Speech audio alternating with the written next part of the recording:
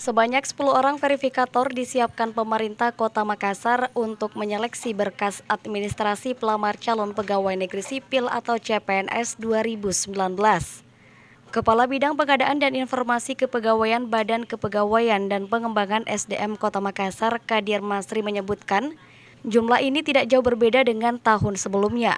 Namun tidak menutup kemungkinan jumlah itu akan bertambah jika pendaftar CPNS membeludak. Dari data yang dihimpun hingga hari ke-7 pasca pendaftaran dibuka, sudah ada 5.280 pelamar. Dari jumlah tersebut, belum semua yang melakukan submit atau baru sebatas pengisian formulir. Kadir menjelaskan, dalam menyeleksi berkas pelamar membutuhkan waktu, sebab dokumen yang diunggah peserta harus di-cross-check kembali, mulai dari ijazah, transkrip nilai, foto, KTP, KK hingga dokumen penting lainnya. Katakanlah hari ini sudah hari ke-7 dengan capaian pendaftar sekitar 5.280-an. Berarti kalau 1 minggu ke depan lagi dia normal seperti ini, berarti sudah 10.000 kan? Ya 10.000 lebih. Jadi cuma biasanya juga itu hari-hari terakhir mereka.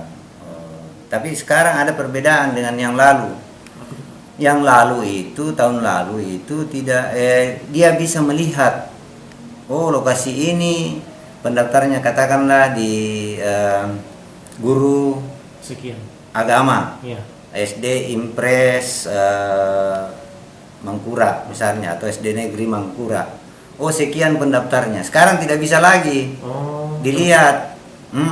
Nah itu. Berdasarkan jadwal seleksi CPNS, pendaftaran secara online melalui situs sscasn.bkn.go.id dibuka selama 24 jam hingga 24 November 2019 nanti. Adapun hasil seleksi administrasi akan diumumkan pada 16 Desember dengan waktu masa sanggah selama 3 hari, yakni 17 sampai 19 Desember 2019 dan hasilnya diumumkan pada 26 Desember. Musdalifah Lestari Rauf, Fajar TV dan Fajar Radio melaporkan.